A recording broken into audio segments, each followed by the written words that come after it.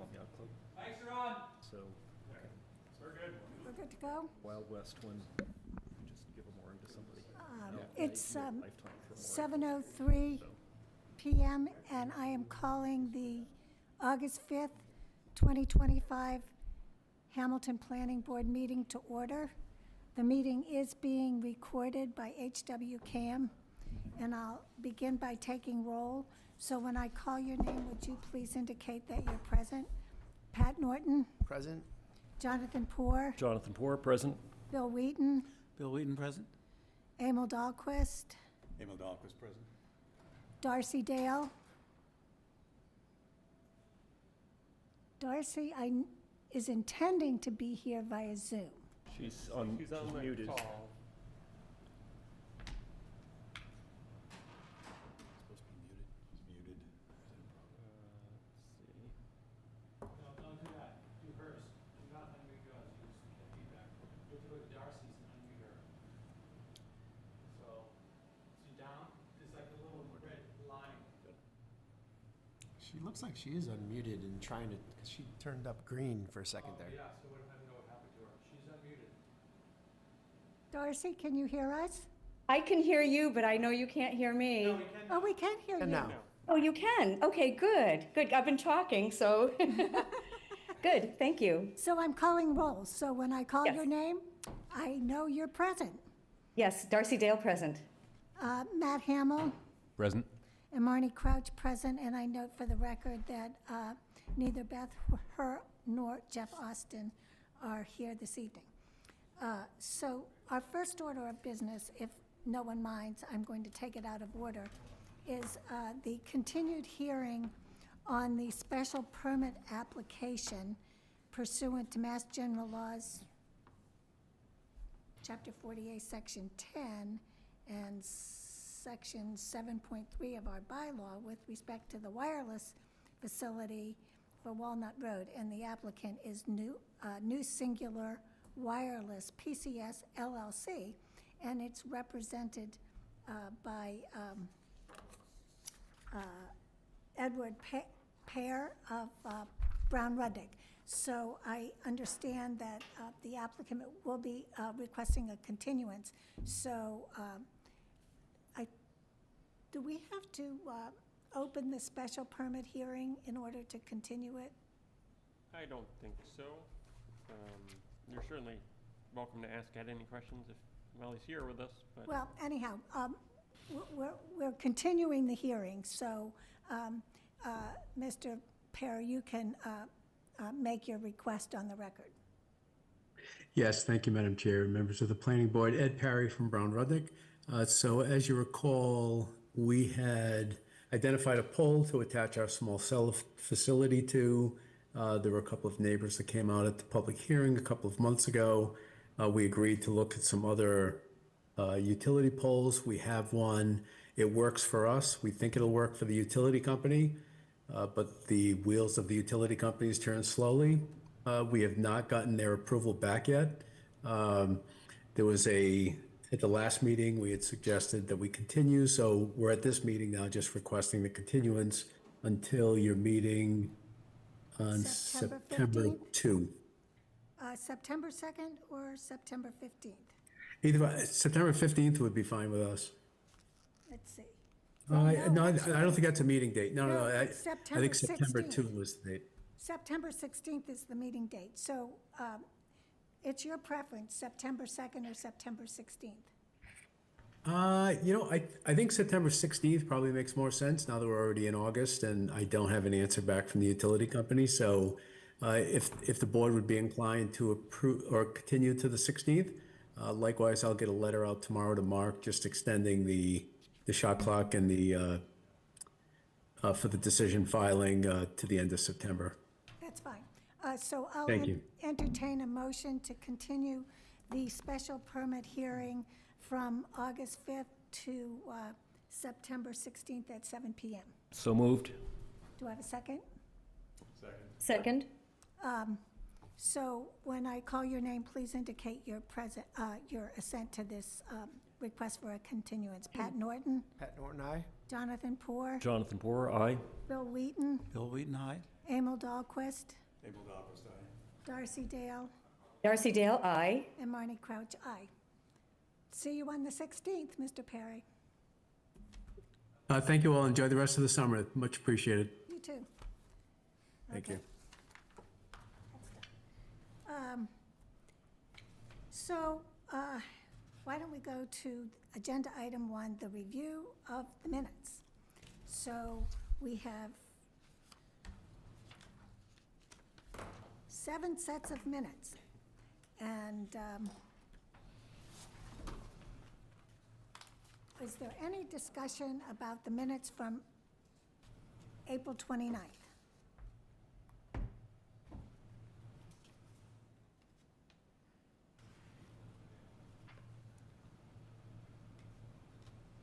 I had several very minor corrections to the minutes for April 29th, and I believe they could be approved subject to Mark making sure that the edits have been made. Make a motion that the meeting minutes from April 29th, 2025 be approved with the edits requested by Marnie. Do I have a second? Second? We can't do all in favor because we have a member appearing via Zoom. That's okay, Darcy. We're not going to hold it against you. Pat Norton, Pat Norton, aye. Jonathan Poor, Jonathan Poor, aye.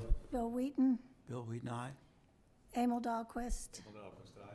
Darcy Dale, Darcy Dale, aye. and Marnie Crouch, aye. And then we have the minutes from May 13th, and I had agreed to make the edits that I had previously suggested to these minutes, so I think they're in pretty good shape. Is there any comment or corrections with respect to these minutes? No? So I'll entertain a motion to approve the minutes from May 13th, 2025. So moved. Second? We have a Second. Pat Norton, Pat Norton, aye. Jonathan Poor, Jonathan Poor, aye. Bill Wheaton, Bill Wheaton, aye. Emil Dahlquist, Emil Dahlquist, aye. Darcy Dale, Darcy Dale, aye. and Marnie Crouch, aye. The minutes from May 20th, I had several corrections to these minutes, and I believe Darcy had some comments about these minutes. So my corrections were all stylistic. Oh, the one thing I did notice on the minutes is that when the members of the planning board are listed in the second paragraph with their terms, the terms have not been extended. So I would hate to lose Emil Dahlquist, Bill Wheaton, and Beth Herb, because their terms have expired.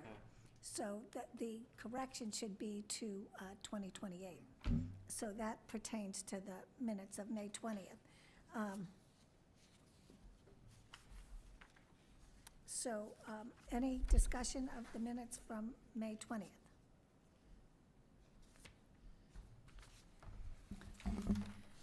Okay, so hearing no discussion, I will entertain a motion to approve the minutes from May 20th, subject to the stylistic corrections that I've made, and I will give these minutes to Mark so that he can see that these corrections are made.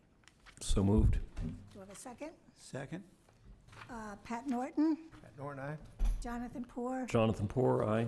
Bill Wheaton, Bill Wheaton, aye. Emil Dahlquist, Emil Dahlquist, aye.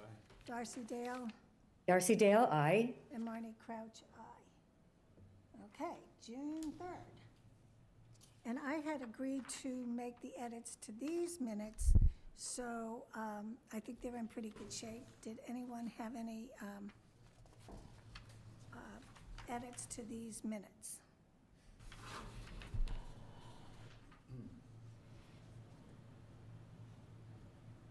Okay, so I'll entertain a motion to approve the minutes from June 3rd. So moved. Do I have a second? Second. Okay, so when I call your name, Pat Norton, Pat Norton, aye. Jonathan Poor, Jonathan Poor, aye. Bill Wheaton, Bill Wheaton, aye. Emil Dahlquist, Darcy Dale, Darcy Dale, aye. and Marnie Crouch, aye. Oh, we're making progress. So let's talk about the next 3 sets of minutes. So that's June 17th, June 24th, and July 1st. I have stylistic corrections to these minutes, minor corrections. Similarly, that's for June 17th. Similarly, June 24th, they're really quite minor. And then also July 1st, very minor corrections.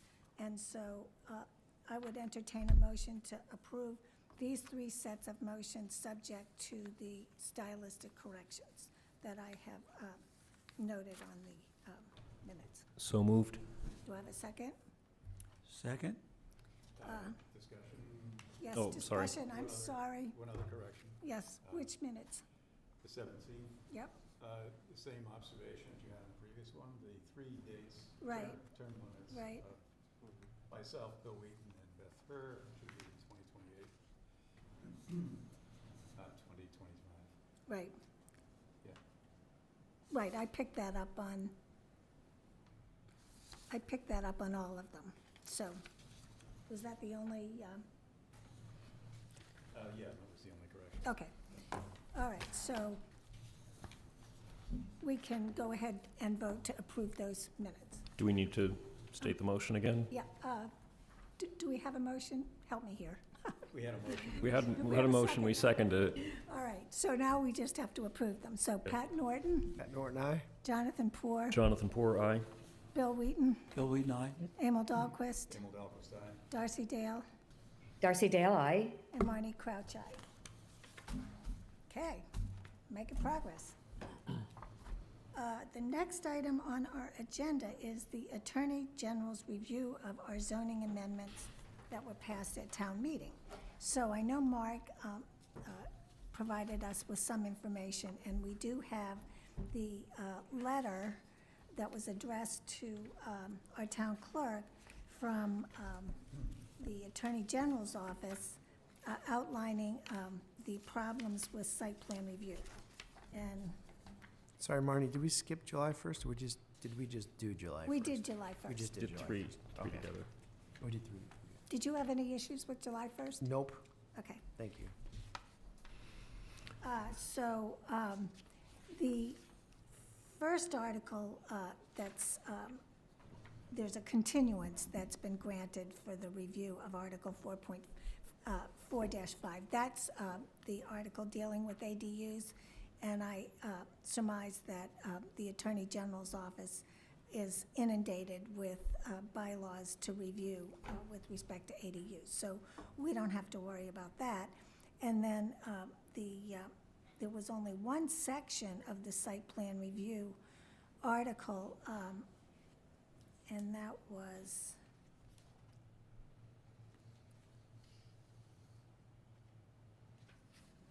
$10.64. yeah, thank you. Thank you. I have that. And so, in a communication with Mark, we agreed that we would request KP Law to weigh in on how we should amend this particular section, 10.6.4.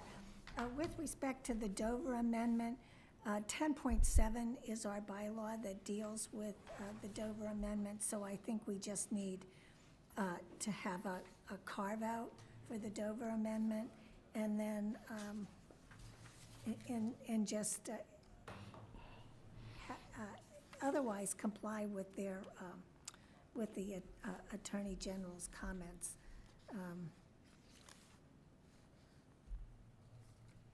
I don't think it's going to be particularly difficult to address.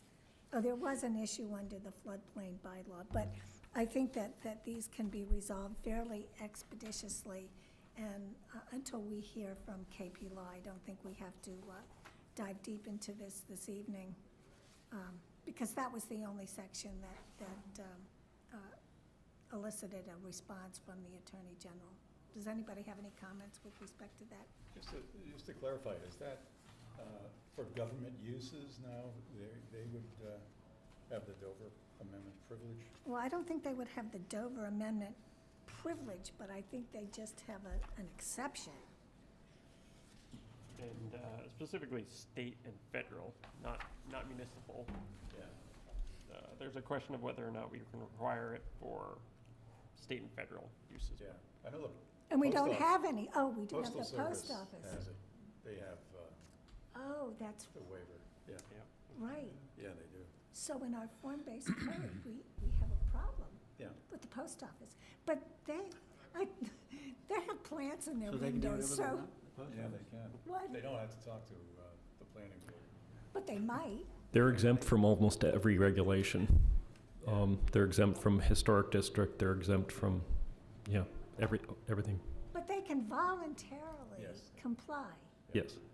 And the people at the post office are very friendly. I mean, Well, you're dealing with the Northeast region. oh, but right, I know, I I'm very know. familiar with them, but Oh, they're they, not quite they as started, friendly. many years ago, they started this process to create a kit of designs. They wanted to create one post office that was identical in every single community in the US. McDonald's. They came up with a building type design that was supposed to be universally appealing to every single community. And you can How'd that imagine what work? that looks like. Designed How by bad Brady. was it? How bad was it? Did Pretty you see? bad. It was pretty bad, I Yeah, imagine. it- Oh, man. Neo-modern Spanish, Yeah, yeah. New England A colonial. little blendo there. No, but There was someone who didn't study architecture or history. Oh, jeez. All right, so I think that those kinds of things are readily Yeah. fixable, so we can move on. So the next item is the follow-up from the July 4th town meeting, and I want to take the opportunity to thank Mark and Emil, and especially Jonathan, who presented at the town meeting, for essentially covering for me in large part at the meeting. I obviously couldn't watch it in real time because I was in 6-hour time difference in Switzerland, but I did watch the highlights after the fact. So thank you all for doing that work. So I think Emil sent a little flow diagram, which I guess is your specialty now. And it's how to use the town center code.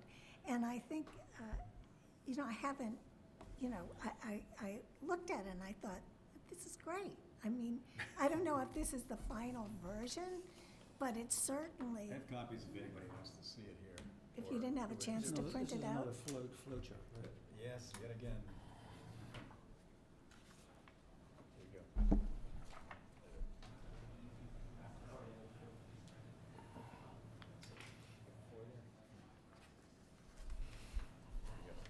I printed it out. You know, This, while we're here, Yes. I'd like to make a comment and congratulate everybody on the 3A approval. You know, we won by 4 votes. I thought it was one. I thought it was one. 4 votes. 4? 1? 4. No, I did the math, it's 4. 4. And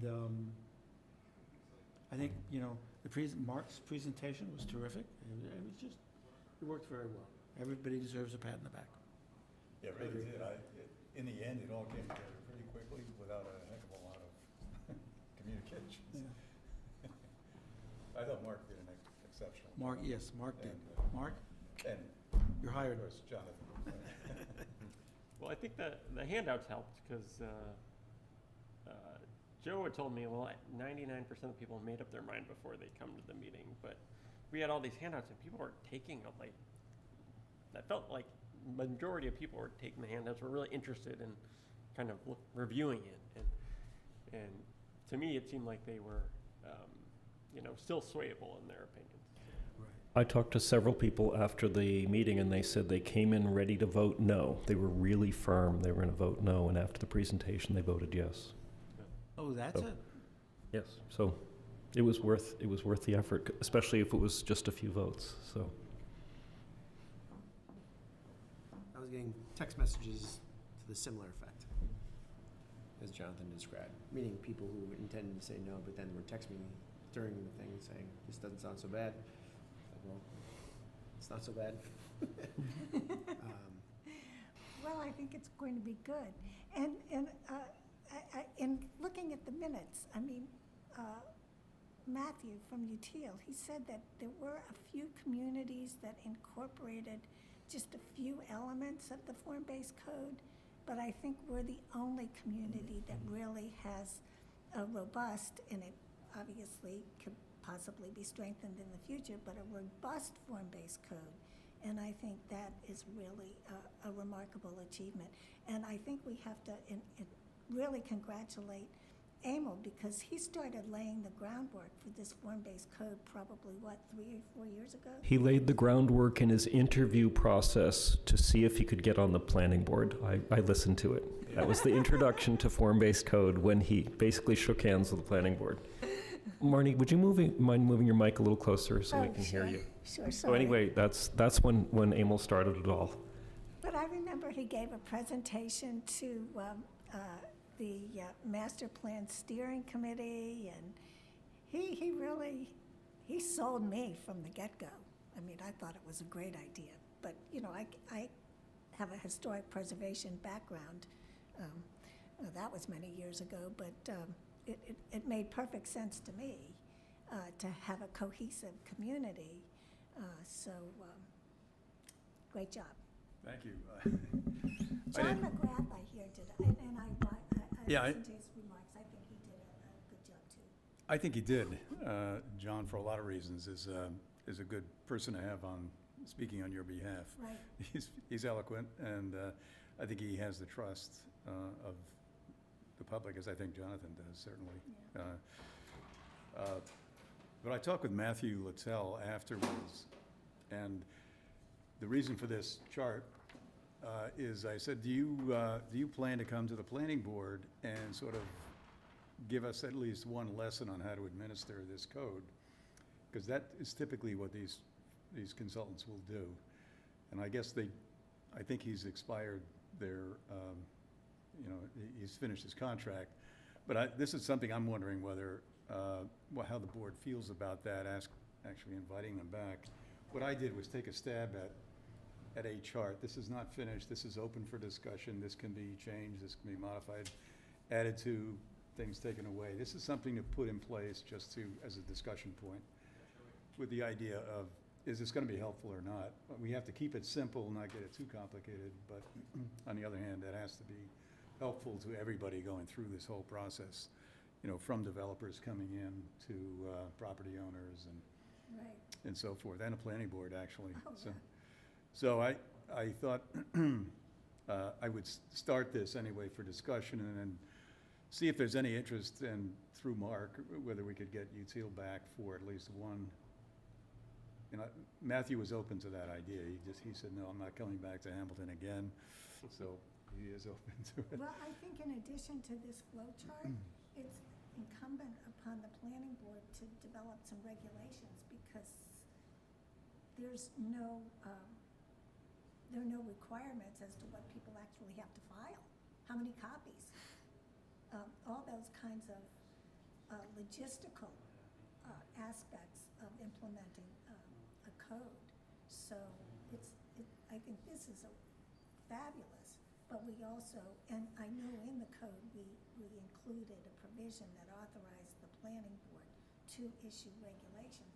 So we have regulations that we might want to consider, and also design guidelines. Yeah, that opens up a whole new project. That's what the planning board does. Right. And this would be design guidelines. Yeah, Design that's not That is regulatory, trying that's to- it's guidance. It actually has a beta prototype of an AI software that manages all inquiries faced by the town. So, this is Hamilton, what can I do to help you? You know, and if you say building permits, or you say zoning, or you say my water doesn't work, or whatever it is, directs you, you know, eventually to some human that orders a repair or gives you some advice, but apparently it saves an incredible amount of clerical time. People answering calls and so on. It's like Right. AI-guided software. And it's really cool. I've seen it work. So what I would say is that the thing about AI is it's excellent, and it's only as good as the prompts and the data Oh, that you yes, put into it. So the first step is to create the data. Yes. Right. So Well, it's, these are people half my age who are smart and know how to do all that stuff. so how far along in development is it? They have, San Jose, California is using it in a beta test. In a And they've got test? two other, you know, good-sized cities where the menu of things you would, you know, want from a city is very broad. Right. There are two others using it now. I wonder if they want a little town as a beta test. I don't know. But, you know, this kind of reminded me a little of that. Yeah, yeah. Well, Mark, since you would probably be spearheading regulations, what are your thoughts on that?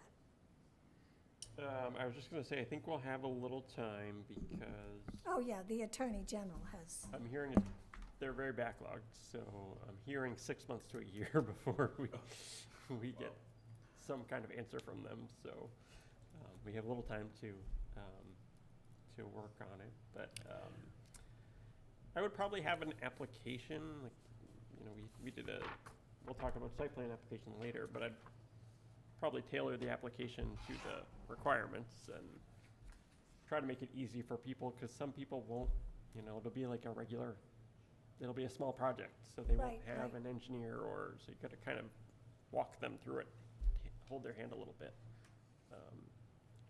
So, well, Can we I, can I, fortunately don't have to resolve every issue this evening, Yeah. but can I shift gears for just a second? Same subject, different sub-subject. After the special town meeting, I did hear from folks some fairly alarming things about misinformation after the vote. So, two anecdotes specifically. I heard of two elderly people who were in an absolute panic, thinking that they were now going to lose their house, and they were calling around trying to figure out how to get a second person living with them in their single-family house. And they were in an absolute terrified panic. And that's really cruel, in my opinion, that misinformation is out there and causing that level of confusion and alarm. And I'm just wondering whether I feel like we did a very marginal to poor job of getting information out beforehand because there was so much background noise on 3A. It continues. The misinformation continues. And I'm just wondering if there's something that we... Is this do you think this is purposeful misinformation? Which Well, is there's still... opponents are still Yes, there's still... sour grapes and are Yes, spreading misinformation? Okay. Yes. And in addition to that, I feel that there were some missteps in the special town meeting, especially surrounding eminent domain, which I think the answer was handled rather ineffectively. And I wonder if there's something that the planning board can do to assist in continuing to sort of dispel the myths out there. Well, we could make up a little list and publish it of the most grievous of these misunderstandings. What 3A won't do. It won't take your property, it won't do this, it won't do that, it won't do that. Or should there be something on the website that's easy to find, or what? I'm open to ideas, but I think this is the best way I can describe it is it's cruel. You know, for opponents to spread this misinformation and create this kind of terror in the elderly. Yeah, we had set up some FAQs, you remember that, about maybe dispelling some of the myths about this and what is true, what is not true. And just very simple language with a very simple response, you know, to that and certainly get that on, So the question would be how to get it out there also. get it online. You know, how to get it out there so that it's accessible. Well, I mean, certainly, we could get it on the planning board's webpage. It could be on the Maybe we have a webpage. place on the planning board website where people can ask questions. Will 3A do this? And then some group of us, or Mark, will, just provides a one-line answer. And it's all displayed so that if two or three people had the same misconception, they'll see what the truth is. Well, that's a good idea, but also the Hamilton newspaper is a real. The newspaper would probably do the best job. And so the question would be, you know, now that the vote is done, could there be an article or a data sheet that's in there that helps dispel those myths, that's not considered political at this point? Right. I would think that any discussion we would have to be in a public forum. So if we're gonna respond to a question, Right. that should be done at a meeting. Maybe Right. we have a list compiled at the meeting from, Yeah, we need to Public start with a members. list. yeah, then we can respond as a board, because I think it has to be done in public. So we're not. Yep. One or Yep. two of us or three or whatever are Right. creating something. You know, I hate to rain on the celebration parade, but those kinds of reports were alarming and sad.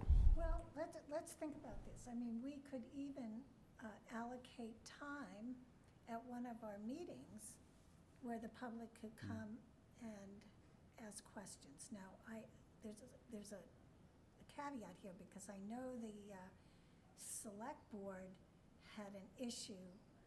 They had a question and answer session with the school superintendent, and that triggered a complaint under the open meeting law. So I would have to follow up with that to see if that is something that would work. But I think that compiling the questions and having the answers on the town's web page is certainly appropriate. And I would suggest it be framed in a not dispelling myth kind of, because that's sometimes controversial. But I think starting with town voted, now what? Like, it's interesting Yeah. information that Mark has given. It's like, that would be probably good information for the rest of the town to know too. Like, the town has voted to apply the form-based code, but that doesn't mean it's automatically printed and in the books. It's currently with the Attorney General to, that would be a great question to start with. And in the meantime, here's what that means. And then once applied, here's what that means. And then, instead of like a dispelling myth, Sure. you're right and we're Yep. wrong Yep. conversation, it's a what's happening next conversation. And Right, in I fact, think if, there's nothing on the table until the AG approves it. and that I could be mean, some time. Yeah, And I think that's information not a lot of people know about. Probably nobody understands. They probably realize, we voted yes, that means it's been implemented. But that's not the case. But I think I would suggest if we were to craft that language in the form of a memo to the select board saying, here's helpful information that we think would be nice to be made public, and then that could be either in the form of an article in the newspaper, or some people consume information that way. Some people, I know a lot of people get action on the town Facebook page, for good or bad. So that's maybe an interesting place to put it too, in addition to maybe online, maybe all three places. But I think if it goes to the town in a formal way. What I worry about is that if we try and come up with something, as opposed to just having an open town hall, if you're concerned about 3A, come and ask us a question. In the sense that, I'm not sure I can imagine all the horrible things that people think, is going to result from 3A. There may be some out there, and if we just had a half-hour open hearing, something for the next two meetings or sometime like that, if nobody comes, then we close that hearing, right? If there's 20 people there, we can, take all the time we need, and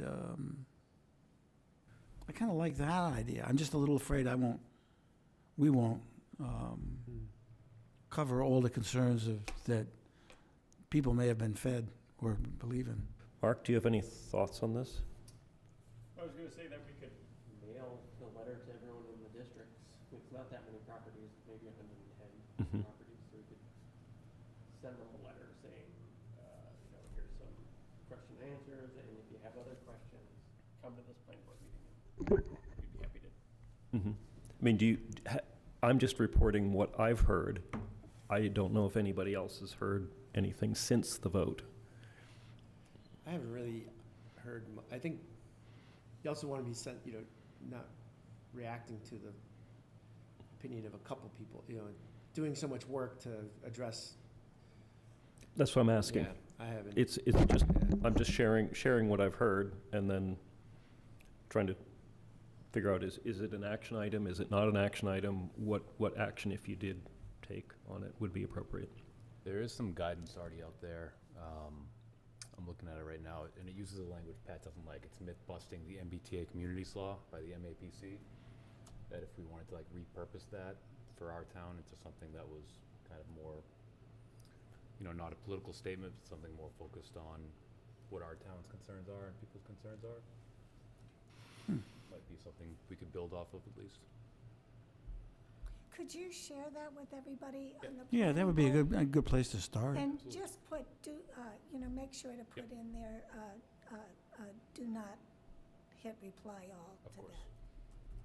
that. But, I think it would be interesting to just at least post on our page, Yeah. so what now? You Yeah, voted yes, and the code is currently with the Attorney General's office, and we're right, waiting on a I response, think which could that's take. step one. I think that would be and- nice just to. and Yeah, that'd be two- step one, and then if people can come and talk at our meetings. Might trigger for- additional questions, just yeah, posting that. yeah. So Marnie, this is Darcy. It seems like if we hit all the metrics for putting this information out, we could do the newspaper, Facebook, we could do a public forum, and the planning board website.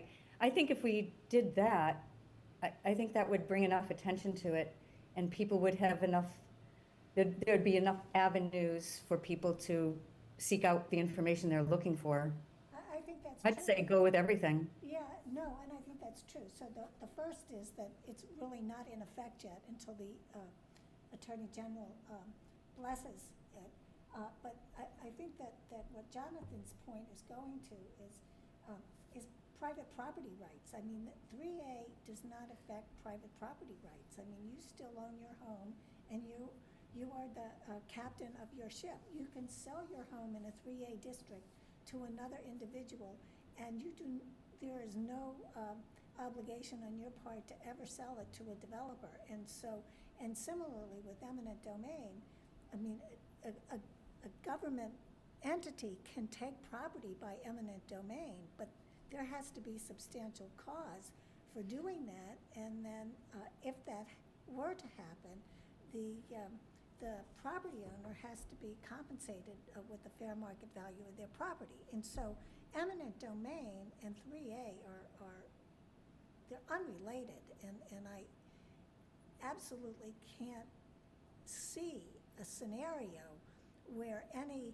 community would purport to take private property by eminent domain to create 3A housing. I felt what was missing in the eminent domain answer was that historically speaking, generally eminent domain is used for, large infrastructure projects by the government in large areas, like interstate highways in the 1960s and dams.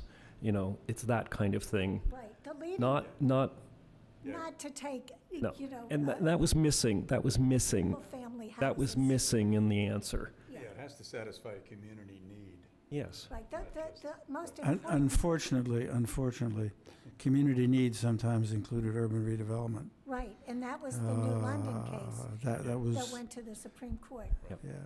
And there. I'm just saying, generally, historically yes, speaking. It's it has to be some. And I know that's why it was a hot potato at the special town meeting, and nobody wanted to answer it, but it basically didn't get answered. It didn't get answered. it's And- not and- a, and I it's not a think- governmental tool that's used No. frequently.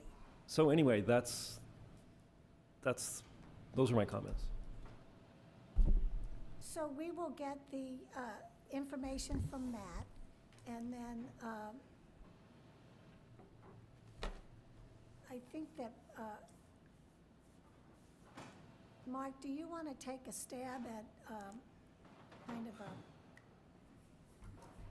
I don't want to say FAQs, but just a statement about the ramifications of 3A, the most important one, that it's not in effect, and number two, addressing, potential fears that property owners whose homes are in a 3A district might be compelled somehow, some way, to sell their property to a developer or to vacate it because it's not multifamily. Just something kind of broad, and then we can revisit this at our next meeting. Does that make sense? Yep. And I think if any of our board members have any kind of questions that they think maybe should be addressed in this handout and it would be something that would be sent to the newspaper or posted on Facebook. You could share that with Mark. Okay. So in the next meeting, I'll have some draft materials for you to review. Yeah. I just have to say something. Earlier in the year, we had someone from the Hamilton Development Corporation going door to door, asking people, telling people they wanted first refusal if they go to sell, and this was in the downtown area. And I just think we have to be wary of those things. And I think some of the townspeople, especially downtown, that had that experience, made them feel a little uncomfortable. So I think we should be very careful, to make sure that stuff like that doesn't happen. I think it's really important. So do we have any direct evidence as to who? Yes, it on was. the part of the HDC was engaged in that? Yes, it was Scott Mattern, and I learned about it because I was watching a FinCom meeting, and he described what he had done, and I just thought that was not a good thing for a Hamilton Development Corporation to be doing, with 3A in the background. I just didn't think it was. I didn't think it was ethical. And I just think we need to, make sure that if anyone's soliciting, they also need to get permits from the police department. So that was another thing. We just can't have people going around saying we want first refusals. Well, the question that I would have is whether that would be in the purview of the HDC, and even if it were, is the HDC now going to, or think about or be in the business of creating multifamily housing? I mean, this is a rhetorical question, in the downtown area. Yes, I believe so. Yep. They did it with the Willow Street. Yeah, project. they did it. Well, they acquired property for the Willow Yeah. Street project, yeah. So I wonder if they actually obtained any rights of first refusal. I don't, their meetings are not recorded, I don't think. They just have minutes. Is that correct? Does anyone know? I don't know. I know it was, it might have been a different meeting, but I'm pretty sure it was an HDC meeting. I'm sorry, a FinCom meeting. When I don't learned think they're that. Recorded. They meet at the public safety complex, so it would be difficult to record it. Right. And they meet 8 a.m. in the morning, I think, Right. first week of the month. Right. Well, the whole, I'd have to refresh my recollection on the HDC's authority, if you will, and I think it was confined to the business district. and, I think that's right. and we don't have a business district anymore. That's gone. That's right. They went to, I think, 2 town meetings ago, they applied, they were looking for acquiring developing rights at Gordon Conwell and also the downtown. I think that was the business district, which I think they already had. They were trying to extend to be integral to whatever happens out of Gordon Conwell. Right. And that What- that got approved, I guess, at the. Oh, I don't know. I mean, their whole, the Commonwealth actually authorized the HDC. So their purview is the downtown. I don't think they've ever been authorized to get involved with Gordon Conwell. It was on the But warrant. was it approved? I believe so. I think it went right through with everything else. But, Can we get a reference to what the enabling legislature is that defines what HTC does? If you go to their webpage, it's there. Okay. I just haven't read it. I in- thought in quite some HDC was the same legislation as a redevelopment authority, Hmm.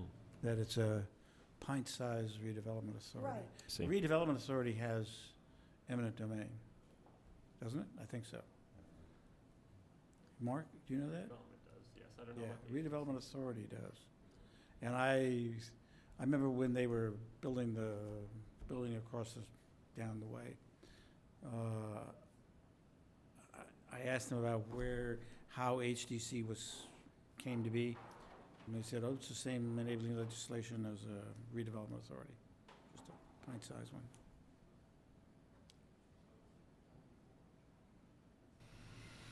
But I'm not 100% sure of that. Well, that's something we can certainly look into, and I would suspect that the HDC has to look into that as well, as if, I'm not gonna get good internet service here to look that up. But that's something we could do. And so, the question would be whether their charter, if you will, authorizes them to do that. And if it does, then that's something that the people in town should know about. We should know about it, That's why I'm asking. right? Right. But again, because the whole downtown has been rezoned, at least hopefully it will become effective when the AG issues her decision, it is something to consider. And if, for example, our bylaw, 2 bylaws were struck down in some way, then getting a right of first refusal for 3A housing by the HDC would be a meaningless effort. If it were just, if the purpose of the right of first refusal was specified as 3A housing, as opposed to just the acquisition of land in and of itself. Mhm. Thorny. Okay. The development zone that's listed in their charter or their legislature, that whatever the documents they have on their website is the sections in the town zoned as the business zone B district and zone commercial overlay districts where the corporation may carry out a development project consistent with this act. Right. Yeah, so, That's the Willow Street overlay district, yeah. So that would have to be updated since that district, once it's approved by the AG, will no longer exist. right.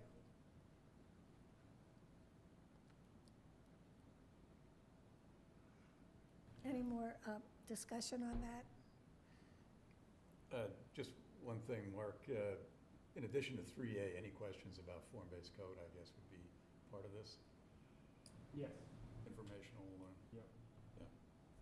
So really, we're just at the inception of our discussions here, because obviously we have to dispel misinformation and also present really important information about the status of what the town voted on July 14th.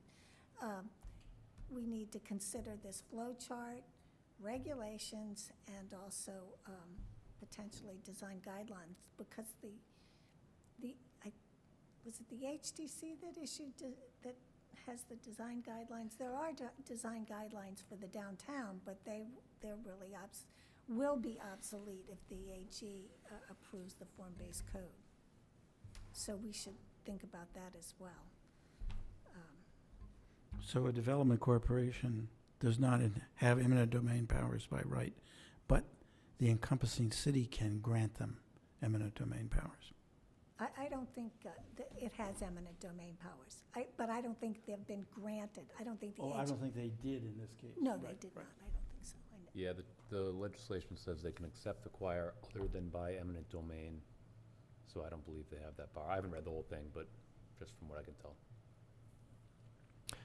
So again, it would be useful for us to clarify what the enabling legislation is and just sort of look at the big picture. Oh, absolutely, yeah. That's all. I don't have web access, so I could sit Yeah, here. it's and not, make 10 I don't, it's not a minutes. task for tonight, It's but not it's. a task for tonight. So any further discussion on this? So to be continued, and hopefully we'll have a little more clarity on this. The only other thing, is there any interest in getting Util back one more Oh. time? I would definitely support that. Definitely, yeah. Yeah.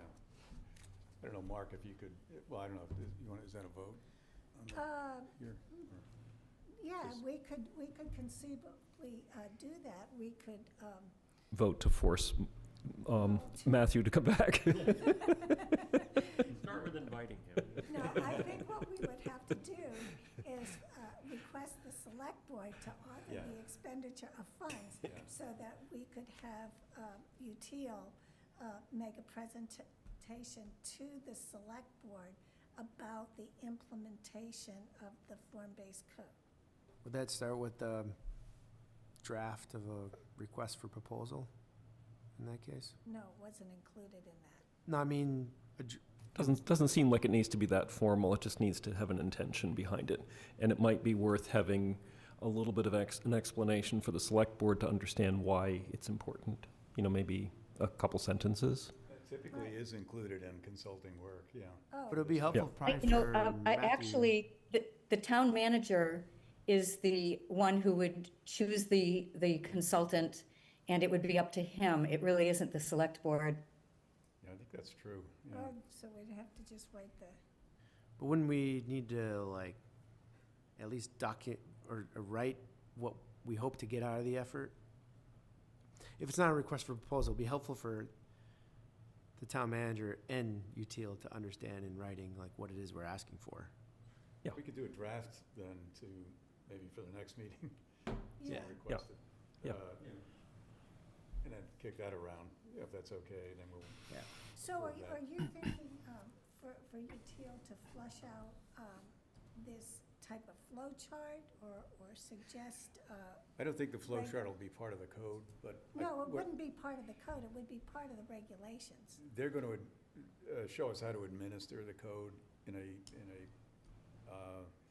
a consistent manner, from beginning to end, trying to answer all types of questions that we're going to be confronted with, where we may find a little bit of confusion into nonconformities and whatever.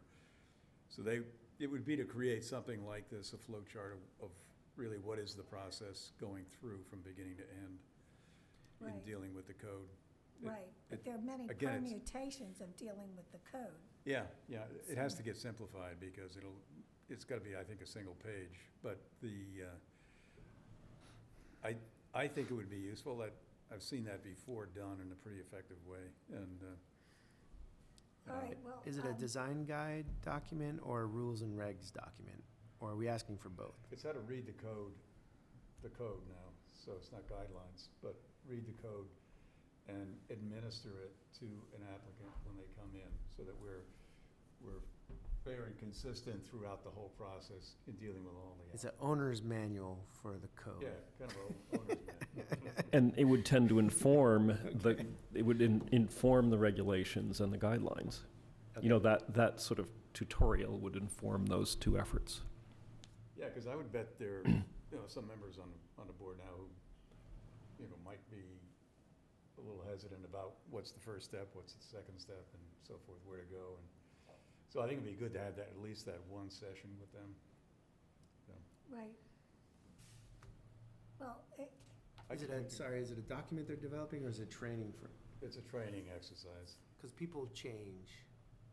Well, that's why I'm saying it would tend to help inform the process of building the guidelines and the regulations. Then Yeah. we can take I what see we what you mean. learn, Yeah. we can take So- what we learn and put it into a charter. And or then something Right. develop, okay. and write it down. So it builds the first step in institutional Yeah. memory, and then we'd put that into documents, and then that lives beyond this group of people. so, That makes Emil, sense. since you have some experience in this, could you Yeah. just draft some language, and then we can, I can, well, between the two of us, we can put it into an email to the town manager requesting him to expend the funds so that we can have this training. Let's call it, it's training, isn't it? Yeah. Essentially, training. It is. Always training. good questions about why. We can rely on that from you.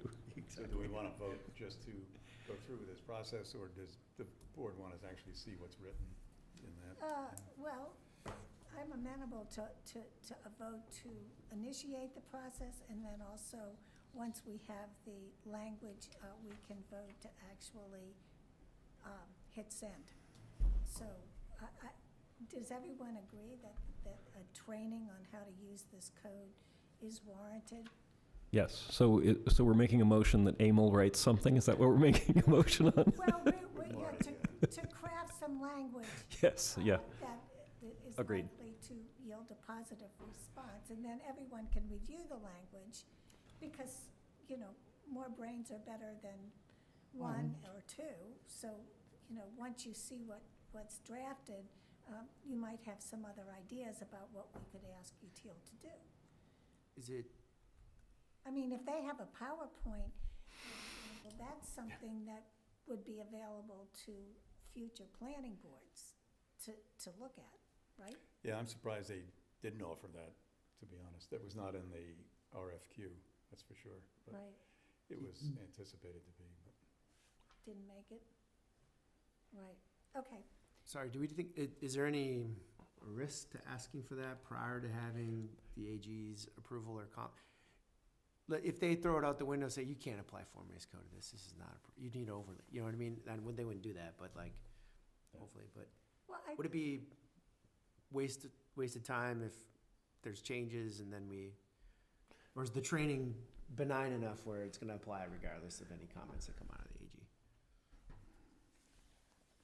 They're not gonna, the AG is not gonna reject everything on No. this. They might have a couple of comments on it, so I think in general, I wouldn't anticipate and a a, wholesale change. So we And don't it- wait. and a training would be good while it's all fresh in our heads, because we yeah, just did it. If we wait, If you wait, it's all gonna go stale. And the other thing is that Mark, you communicated with the executive office with respect to what we're doing, and you didn't get pushback on the form-based code, right? Yeah, and so for the 3A, we need approval from the AG and EOHLC. EOHLC, I don't think AG's gonna care about form-based code. I don't think they get that into the weeds. I think if we have an issue, it'd be the EOHLC, and it's possible, but I would say it's unlikely because they've seen it and they haven't raised any comments. We got the kind of preliminary okay. So just playing devil's advocate, if we ask for money No, and that's to true. get training, Yeah. and what's gonna happen, and then also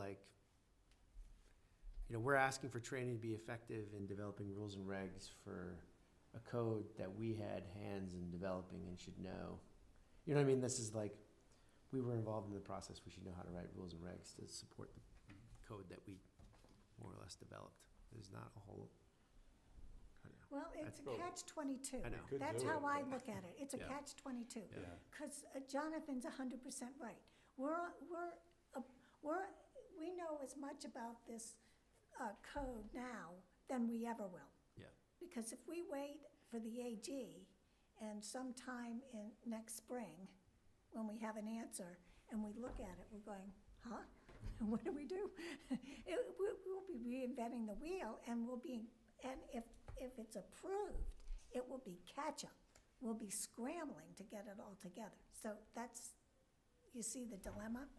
I don't know that there's a right or wrong answer on that. I'm advocating it for one major reason, that we never really road tested this code. I mean, I did a couple of sites in town just to figure out what's the worst-case scenario that could happen, and are we really missing something? But I did a couple, but until we start administering this, we're not gonna pick up all the problems, I think. And I think what would be helpful is that I would anticipate, I'd be surprised if we didn't have some problems with going forward with some things that just have to be tweaked, you know, again, as a code change. It is not that easy. It will be easy to administer once we get all the data correct, and we will have gone through several applications where we understand better what the questions are, what are the most likely types of applications we have to administer, and then we get some confidence in it.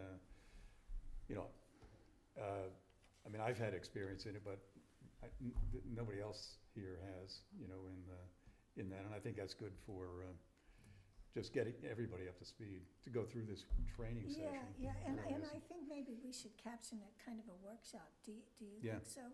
Yeah. So that it's kind of Yeah. training, but a little bit interactive, so that if anyone's confused. Yeah, So, yeah, it should be a two-way, not a Yeah. one-way conversation, so. So I really understand what you're saying, Pat, and it's a really good point, but I don't know that the amount of money is going to be staggering. I at least hope not. And so I think that it's, I would favor a positive view about what we've done and trying to be prepared for when it goes into effect, as opposed to waiting and then find out it is in effect and, now what? Mhm. So I don't know if anybody, the consensus is whether the position I'm articulating is the correct one, or we should wait. Well, we could take a vote on that. We could take a vote on that. Well, I make a motion then to proceed earlier rather than later. Yeah. To develop this training Do I have- workshop session. And the first step, Second? and the first step would be to draft some Yeah, description of what it is we're asking for and why we're asking for it. Right, yeah, no. Yeah. right. Emil, if you just made a motion, I'll second it. Okay, we have 2 seconds. So Darcy, since you're convalescing, we're going to take your second. How's that? So, let's have a vote. All in favor, you know, yay or nay? Pat Norton, Pat Norton, yay. Jonathan Poor, Jonathan Poor, yay. Bill Wheaton, Bill Wheaton, yes. and Sooner than later. Emil Alquist, aye. Darcy Dale, And Darcy Dale, aye. and Marty Crouch, aye. Yay. We have a plan. So, any more discussion on that? I don't know how much progress we've made, but it's going to be incremental. We have to pull some things together. We can't accomplish too much tonight. We can just try and formulate a path forward. Any more discussion? No? So now we have the review of the new site plan application and checklist. Thank you, Mark, for that. Sure. Want me to go through it briefly, Marnie? What's that? Do you want me to go briefly through the draft? Sure, yeah. So It sure looks better than the old one, I'll say that. So you have the old one in your packets. It's just 2 pages, and it doesn't have some basic things like even email, things like that. So, and it's not very electronic friendly, so you can't really fill this out online and then type the answers. You have to sort of write it in. So Can your proposed application be filled out online? yes, Great, yeah. So it'd be a fillable PDF. wow, yeah, good. And I know it's 9 pages, which might seem like a lot, but it's but it's reasonably painless if you kind of go through it. The first page is pretty basic identification information, what zone are you in, what overlay districts apply, what kind of application is it, all your information for both the property owner and the applicant if they're different. The second page deals with any professionals that you've hired to work on the plan. So there's typically always going to be an engineer, and if it's any kind of building project, an architect. And usually I'll have others, like probably change one of these to surveyor, because that's something you really need to have. Depending on how complex the project is, you might have a landscape architect, something like that, so you'd want to have that here. Just it's really for the benefit of staff. We have a quick question. It's just helpful for us to communicate with them and ask them maybe to make something more clear on the plan or something like that. There's a space for a description, and you can fill that out on a separate page if you'd like. Some basic questions on the bottom of page 2 of the application. Page 3, section 5, the project description. These are the site plan standards of the zoning bylaws, so we want people to kind of tailor those answers to what the planning board is going to be reviewing. So this is a little bit different than what's in our current application, but I think it's sort of helpful for the applicant to know that these are the things that the planning board's going to be focusing on.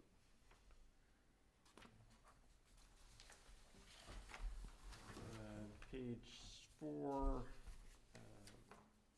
those last questions on project description, and then there's a section where we would ask them to appoint one person as kind of the project representative. So that would be the person that the town would reach out to if we have any questions. And their job is to sort of act as the central kind of repository. So, you know, we don't have to go searching for every little thing they delegate if it's a larger project and there's lots of kind of cooks in the kitchen, so to speak. The property owner would be giving the town permission to inspect the property during construction and during the review phase by signing this section. Obviously, we would have Robin review this before we finalize this, but I don't think there's anything legally that would be concerning here. The 5th page is just other things that folks need to be aware of that they need to submit with the application, including the abutters list that's validated by the tax assessor, and just that understanding that they're responsible to pay for the newspaper cost.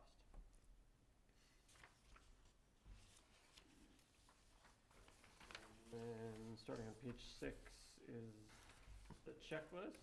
So it's items that we want them to make sure that they're submitting. The town clerk in the past has not always gotten a copy of each application, so we want to be sure that they stop at the town clerk's office and submit an application so they have that on file. And then just kind of basic things that we want on every plan that goes in front of the planning board. Covers kind of very basic things down to landscaping, architectural narrative, drawings and color, reasonably basic things, but these are things that are helpful to you when you're reviewing the application. Questions? So I have one question. On the submission requirements, what I always find kind of challenging when things become before the board is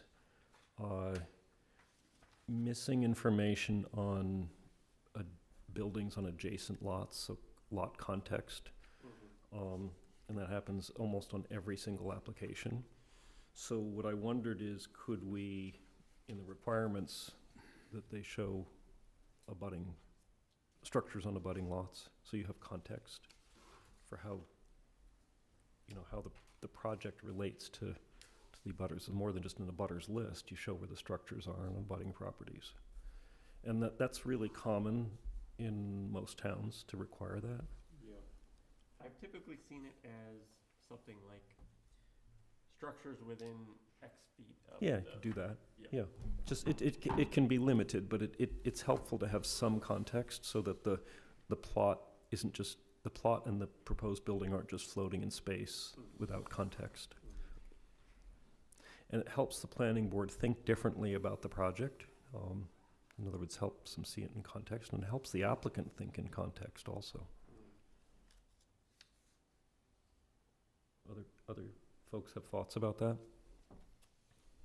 No, I think that's Yes. an excellent idea. You know, for example, that was a significant deficiency in the high school application. So, Right. and it happens all the time.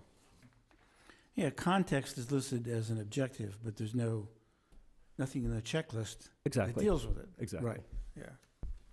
But it can have limits on it. In other words, we don't have to have them draw the whole, town as context.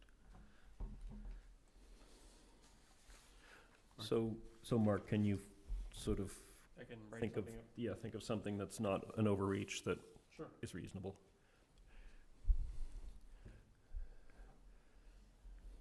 Mark, I saw you made a reference in the list of requirements to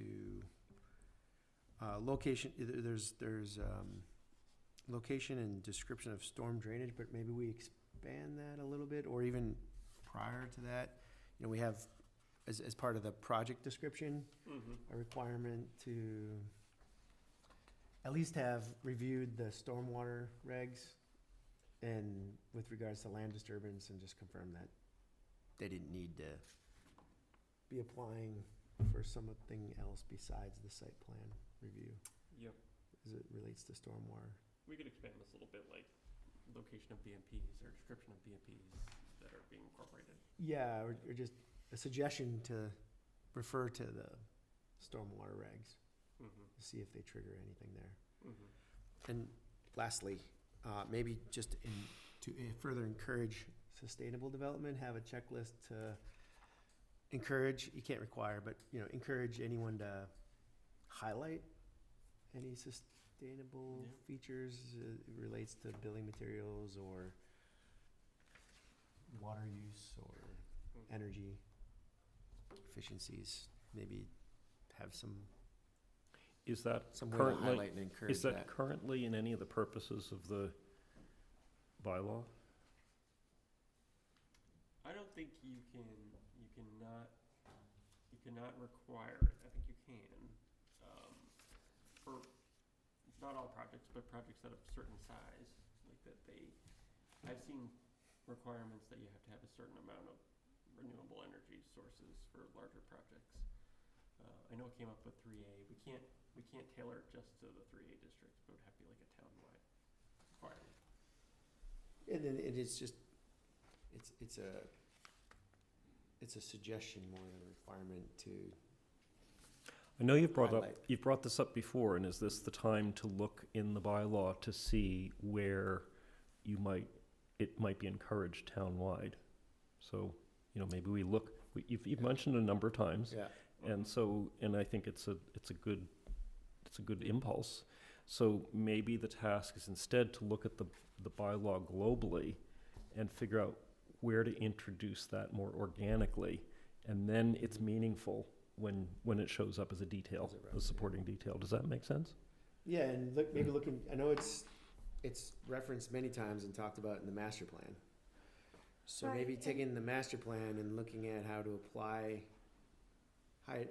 some of those goals within the bylaw somehow. So can we make a motion to have Well, go through that the- could be a through the town bylaw. bylaw, because we have the Environmental Impact Committee. And maybe it's working with the committee in the master plan as a reference and how to apply what it is we're trying to get done. Right. Because but- until you make it, Right, it should almost be a bylaw that any project. That's what I'm in- saying. That's where you need. Townwide, and then Yes. it would include 3A. Yes. Any project in town, So, Mark, do you have any ideas for precedents that we could look at for something like that? I could look at what some other towns do and come back with some ideas and talk about But that. that is would it- be a general bylaw. That's I what I'm think. saying, yeah. In other words, you start with the big picture bylaw, and it might be in section 1, or something like that, where it applies to everything, but it has some parameters. Because most of our bylaws say in one fashion or another that the proposed project has to comply with all other existing bylaws. Right, so it would be an umbrella, It would be a general bylaw, an yes, umbrella. yes, yes.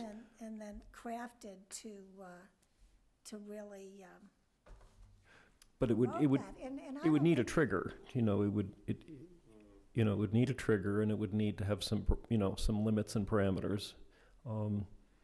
It can't just be a wish, for it to be meaningful. Well, isn't So- the low-impact development, LID, part now of the zoning, or is it not? It's in some bylaws, not all Not in all. bylaws. Stormwater, but I think, No, Uh, just, but low-impact development. I think it's limited to stormwater right now. But it seems like that's the place to start, not start with the detail and go out, but start with the big picture and come in on these details. Right. So where does it belong as an umbrella bylaw? And then how does it apply to the individual bylaws? Do you agree with that? Makes sense, yeah. Could you work with Mark, Pat, could you work with Mark and Reach out to try Mark, and yeah. think about how that could work? Because it is part of the master plan. Yeah. Yep. And it might be working with this environmental impact group or, Yeah. hearing from them their thoughts in, No, then- in a bit more of their conversation. Then when Ties them in. that comes up, we'll have a tool or a lever we can pull to get it in there for you. Yeah. So I have to keep arguing about it. Exactly.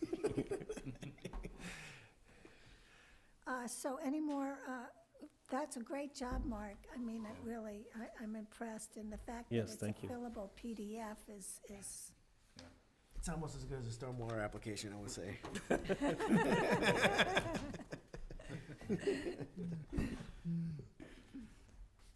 so any more discussion on that item? And so, master plan implementation. So, I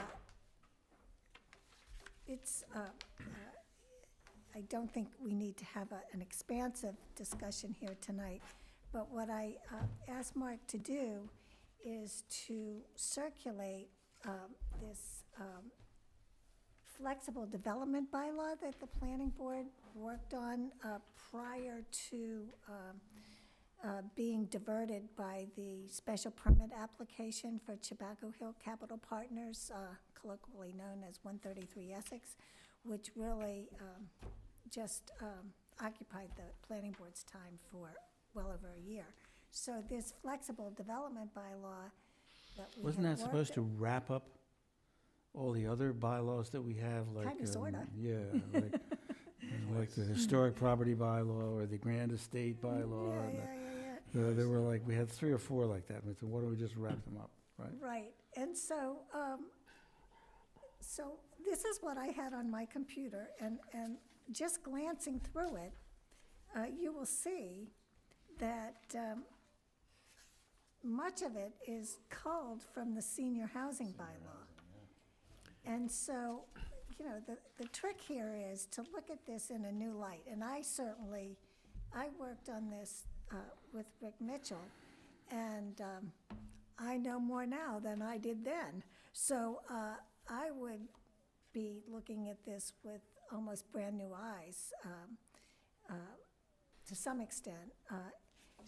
But does it have potential to be used to amend, replace, supplement, whatever? I won't even speculate.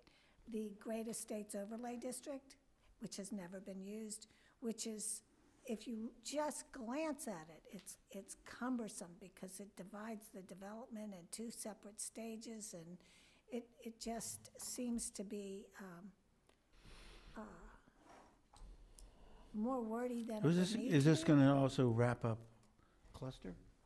Well, so we have the Great Estates Overlay District, which is essentially promoting bylaw, which cluster is overlay. development, and then farmland preservation and, what is is it? Grand Estates. Well, there's the Open Great space. Open Space and Farmland Preservation Development. Who named We're that? supposed to replace that primarily because it hadn't been used. Right, so neither of those two bylaws has ever been used. So the idea was to Right, get rid of right. it, though I think there's some good ideas in it. Cluster's been used a lot. Don't we have, is not. Senior housing, that's the That's cluster. a senior housing, all right. Yeah, so this was predicated on senior housing, but I think that the idea is to see how this could be, I think, maybe looked at again to see how it could replace either of I mean, the those starting two. point here would be to take the 3 or 4 bylaws that it's supposed to replace and kind of list out Yeah.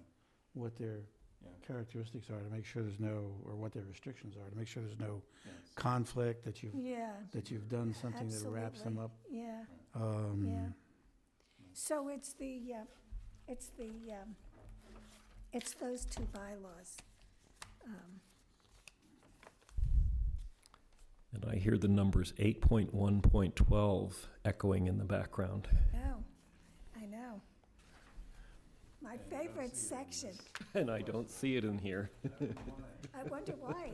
Well, let's be circumspect here, but let's put it this way. If it isn't in there now, it's gonna be in there in the next iteration. So, that's where we are here. So, So I- Grand Estates, open space preservation, what was the right, other? those are the two. Those are the two. Maybe, I don't know whether the commercial stays commercial overlay. I think we only used it in one area, that's the landfill on Tobacco Road. But, I don't know, that might want it, because the commercial aspect might want to stay as separate. But I agree with Bill's approach. One approach is to look at it if you distill those other unused bylaws down, are you losing anything? So you'd look at it through that lens just by itself, and then you'd look through the other bylaws that you want to emulate a little bit, and then see what can be Yeah. added, and then look again at, did you lose anything? Right. So it's sort of looking at it through a couple lenses sequentially. Right, and this bylaw really, I think the focus of it was to create more housing, because there was a matrix that permitted increased density based on various considerations and even payments by the developer. So lots to look at here. The other thing that I noticed in there that I think, for me, is a bit of a puzzle is the idea of the remote open space. I'm not Yeah, a big fan of that. right. I mean, this, This is donating a park over here in exchange for something? Yes, it's almost like, So well, it's totally I won't- unconnected from the, yeah, I don't think that's good planning. right. No, this never got to a vote. It was always a discussion. Yep. And I think that matrix is a little confusing. I agree. So I always had an interest in taking a shot at the Great Estate Overlay District. In Ipswich, I manage the property that operates within a permit that they call the Great Estate Preservation District. And it starts with a requirement for a certain amount of acreage and a certain amount of historic building in square footage. And I was always curious, like they set that metric, but I was always curious if we did set a metric here in Hamilton similarly to enable a commercial use in a residential area, how many, instead of start with the requirement for space and historic building, what is the current inventory of Great historic, estates. and what is the acreage that they sit at? So like where are those opportunities? And then kind of reverse engineer the code around those opportunities that we want to encourage at these specific locations and give opportunity to I based think on. that's a smart way to do it. Yeah, so I was always interested in knowing that. It should be integral to. Yes, Yeah. to that. to what's real in there. I think they're gonna be two separate codes maybe, but Yeah. one for open space, but one for historic resources. The that Great Estates The Great overlay, Estates. yeah. That's a huge opportunity It is a for huge- Hamilton, I think. Introduce commercial, I think. Yeah. Well, and there's like- so many commercial uses Yeah. that would be really great, and at the risk of being just a blatant equestrian, I mean, I just, there's so many opportunities to have like a hotel and then a stable complex where people could come and utilize our incredible trails, or even ride out with Myopia. You know, you could even have a business where you took people, I mean, and it would be so consistent with what would be already there. But and then, of course, you can have other types of development. I mean, I'm not limiting it to that, but some of One of those them great is- estates lend themselves to that kind of a use. It really plays into, There's a public benefit always, there's a town benefit and revenue always, and there's the Yeah. benefit of whoever gets to leverage the code for whatever purpose. It's, again, I don't know, I saw that as being a bigger opportunity than any, you know, it's something that could be applied to Gordon Conwell. It's something that they reached out to me with and looked around NEB, like, how do we get this here? Well, you start with the code to make sure it's enabled. Yeah, you start by looking at the resources, in this case, historical resources. Like, Yep. what do you really value here in town? Well, this town has a lot of valuable real estate, you know, buildings, historic buildings, that, of different levels of quality, but all really worth preserving to a large degree Yeah. and building off that as a starting point. So just an example, the one we operate within, you get a certain amount of buildable square footage for every historic square foot that you renovate. Yeah. So you're maintaining that as opposed to a developer who might just want to leverage the space it occupies or let it was just sit that there used, crumbling. was that used with the Aura development? Or Turner Hill and NEB did it around the same time. So Turner and Hill and NEB were the first ones to leverage it, just after it was developed by Glenn Gibb, I think his name. But then subsequently, Aura were the next. And I believe they're close to their Supreme Court decision on the appeal.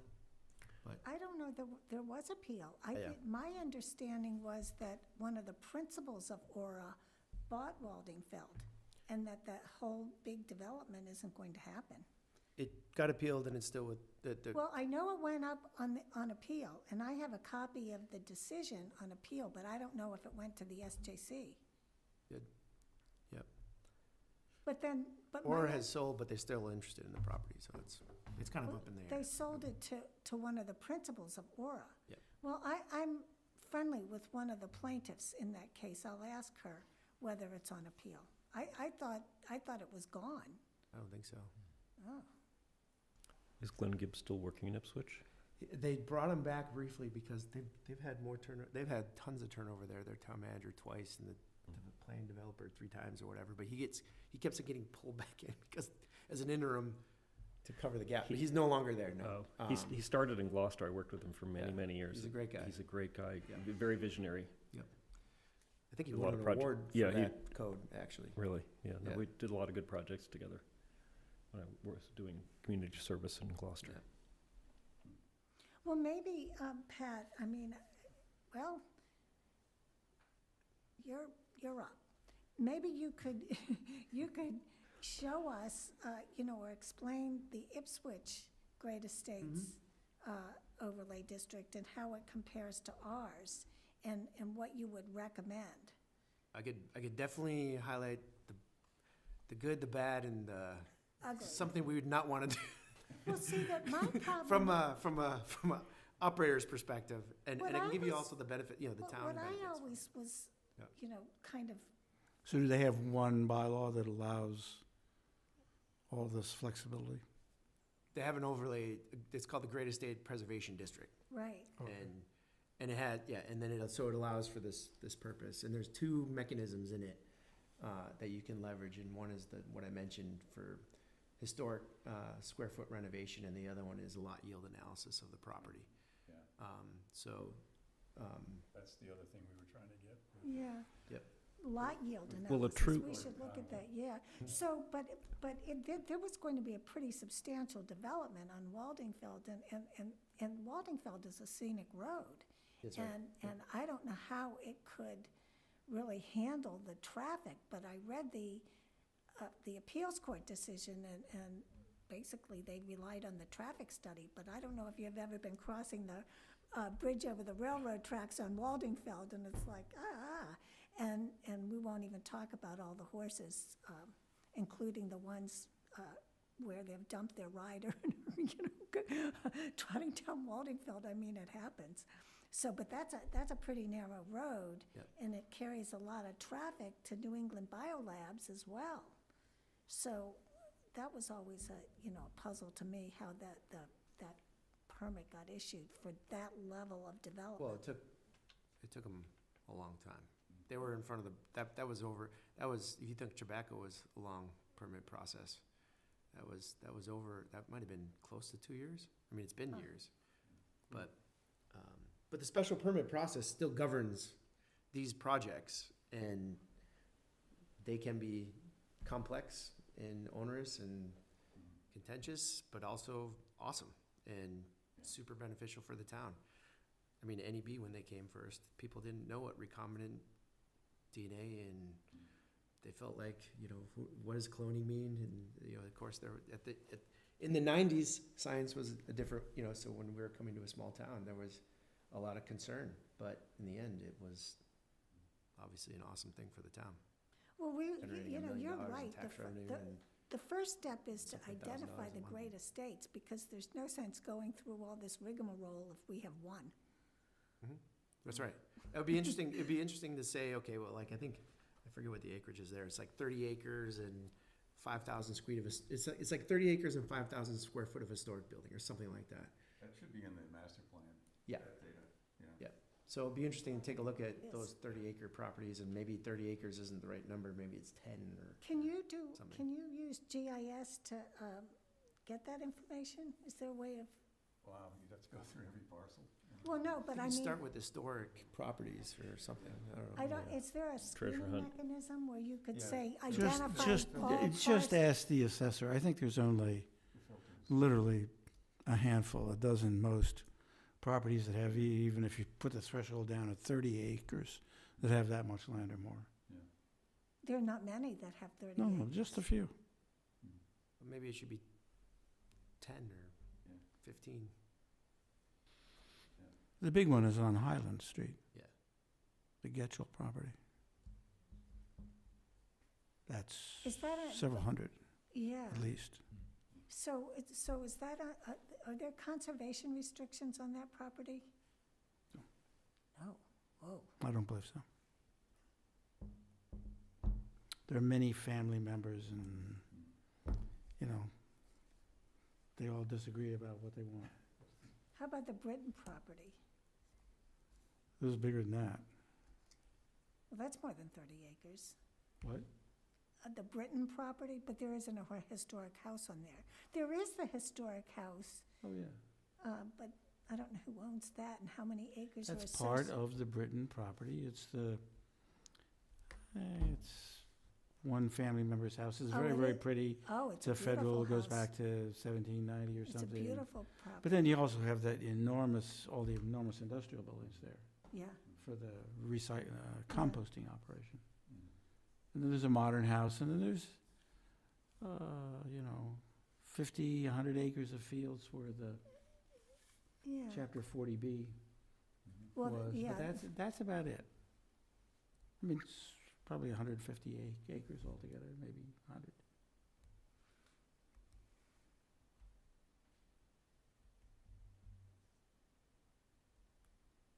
Yeah, so those two? There's just a handful. Yeah. Yeah, wow. I mean, Ledyard was all sewed up and Well, that's Wenham too. whatever it is now. Yeah. That was a really big property. There's Groton House, too. Groton House is Is that Getchell's? Getchell, that's what we're talking Yeah. about. There's the John Gardner estate on Bridge Street, but that's all been taken care of too. That was like 60 acres, 70 acres. But most of that's that's like 2 developments or 3 developments, I mean, 3 or 4 houses, and then a big section of permanently dedicated. How about Black Oak? What? Black Oak? Don't know. There's 13 Essex Street on 35 acres, and it's an English manor countryside home. It's an Olmsted property. Yes, yes, that's right. It was almost a 40B. That's So- actually so- how I got on the planning board. So we have a number, you know, we have more than one. So it is worthwhile looking at this. And boy, if Groton House was ever really divided up and sold, that would change the character of a That's a Hamilton. huge, that's a lot of land. It's a lot of land. It doesn't, wasn't that one of the original land grants? It's Winthrop connected. Yeah. Okay, so any further discussion on this? We've really been talking about what work is coming up in the future. But one step at a time. All right. So any other business? I can report that Emil and I have been working on the Gordon Conwell Theological Seminary overlay district, the Browns Hill Overlay District, and we're having a meeting with several members, just 2 members of the Select Board and Joe tomorrow to make sure that the Planning Board and the Select Board are on the same page as to how to go forward with this. So, But the apartment sale is gonna go forward? well, it's my understanding that the buyers still want to obtain the apartments. Right. But to do that, the most economically feasible way of doing it is through an overlay district.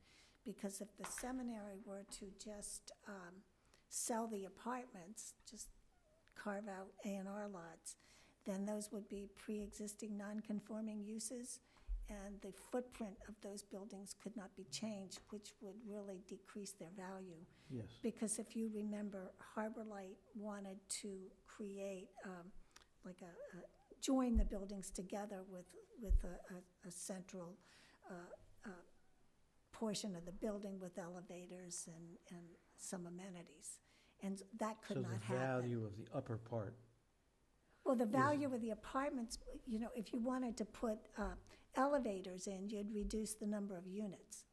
You could change the You could footprint. put the elevator in the interior part In- without increasing the Okay, footprint, but you lose a okay. lot of okay. living space. to do Right. that. And so it's the Harbor whole Light thing. wanted to None cre- of those buildings can be, you know, tweaked in a way that expands their footprint. or Right, changes unless the it's footprint. through an overlay district. Oh, okay. Well, in the end, then, they did need our approval. They did. Can't avoid us. There was a little debate about that, if I remember. So, any further discussion on any particular topic whatsoever? No. I would, at some point, we don't have to do it tonight, at some point, I would love to have a little bit of a post-game wrap-up on some of our more recent special permit processes, not special permit, our site plan review processes, because it's sort of apropos of working out the site plan review application. So, you know, I don't know when it's appropriate, but I think sort of taking the time to look at the new application, you know, permit process and how this might have affected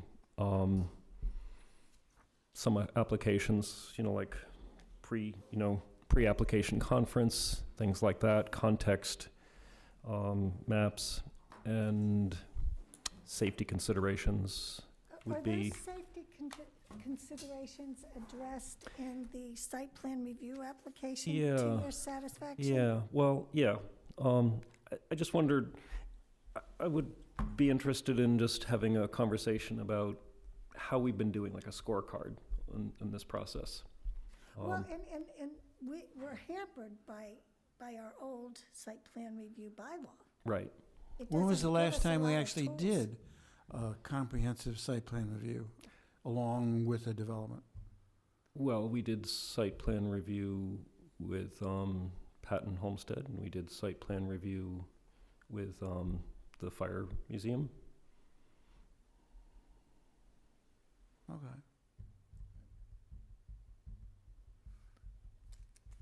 Okay, so, but if there's anything in the site plan review application, which is really more geared now to the new bylaw, the amended bylaw, Mhm. if there's something that could be added to that that would address some of the issues you want to discuss, now's the time to tweak the application. Yeah, I don't think it's a matter of tweaking the application. I think it's more how the procedure unfolds. In other words, especially when it's the town applying, Right. it's a touchy subject, but I think it's worth talking about. Well, I have to say that I'm not, as a planning board member, I'm not particularly proud of some of the things that we've approved as far as public safety go. right. And I'll be specific about that if we want to talk about it at some point. We don't have to talk about it right now. Right, well, but the question I have is, could we have denied those applications? No, we couldn't, but there could be a process where the pre-application conference informs the process. What? Which is voluntary. Yes, so the question is how to encourage it, so that so that we're managing to success instead of pushing back on something that's been also already calcified as a decision. Right, So it's almost a political discussion. You know, how do you promote kind of more of a collaborative approach with the planning board? right, particularly when it's the town. Yes, Yeah. yes. That you there it is in a nutshell. Right, So since the pre-application conference is voluntary, it would appear that the town should voluntarily talk to the planning board. so how do you Since we're- so how do you promote that? Is the question. We talk to the town manager? There's no, I mean, what are the sticks and the carrots? Or Well, size- what I would say is that, you know, when it's done well, it streamlines the process and it opens the line of communication early on, and it helps people focus on what matters and, you know, not waste time on what doesn't matter. So I've always found that it's how I operate when I apply for something, and it's also how, as a regulator in the past, how I encouraged things to work, and it always worked very well from both ends. This really has a lot to do with design. How far can you push this law? Can you say, let's take a gasoline station, okay? Can you say, we're totally happy to have a gasoline station built here, Mr. Sitko? We will not allow you to build, you know, your standard Sitco station. You have to do something that has, you know, New England clabbered on it, whatever long list of things that we want. But we say, you cannot build, you can build a gas station with 25 pumps and lighting and everything else, but you basically can't do, you know, we have to approve the design. Can we say that? No. And you're talking about So we're not aesthetics. denying use. You're talking about aesthetics, I'm talking about safety.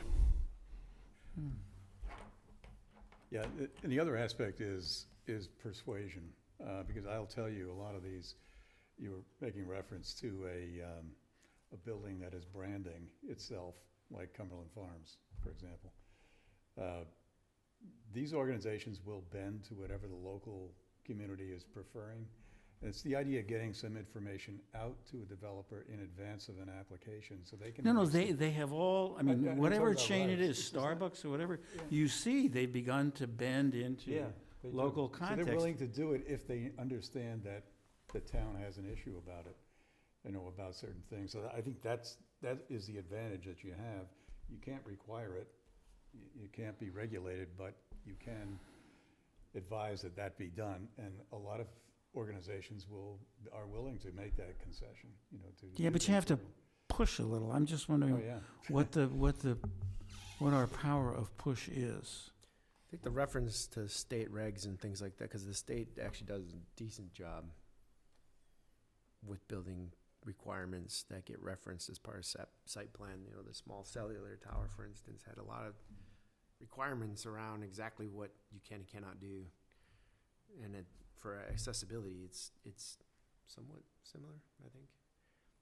So But it's- better understanding the state reg Yeah. and making reference to them to push back on the applicant saying, that project doesn't meet these regs. Yeah, you pointed that out at the last meeting. But the state reference to the, I would say it's a gray area where, Hmm.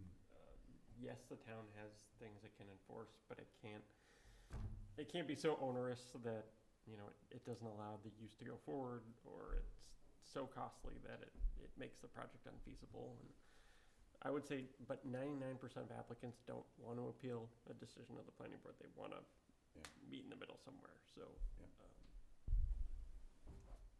it's a bit of a gray area, but typically, in my experience, they're willing to work with you. The challenge is if the design is done when they come in, it's hard to Yeah. They adjust walk in, anything. Here is our building. our Yes, and standard." we're not moving a thing. Do you like it? So, and again, I'm focused on not aesthetics, safety. Safety, that's all I'm focused on. Just one last comment regarding that cell tower, Mark. What's going on at the safety building, cell tower? Does that have any impact? Or aren't they talking about a new cell tower behind the safety building on Bay Road? And will that impact the need to put one on the pole at the end of Walnut? No, Do you know? they're far enough apart. I don't see, they're 3 or 4 miles apart. Safety building, not right in downtown. Oh, Potentially, it could. Is there any, are they I thought you covering meant the same area? one behind City Hall. it's like a 2-mile, and it only applies for another large tower. You could put as many small ones as you want anywhere. Yeah, but I mean, does it make it obsolete, or to, if the town goes forward with the tall tower behind the safety building on Bay Road? It could. The problem is the town would have to get its act together and submit an application, because we can't say, well, sometime in the future, the town might build Okay. if they beat the town to it, then Yeah, unfortunately, we can't hold them to that. all right. Right, motion to adjourn? Second? Second. Again, I wasn't looking for that conversation to go on, man. It was meant to be future. Yeah. Do you agree that it's time to adjourn? I do. Aye. Jonathan Poor, aye. Bill Eaton, aye.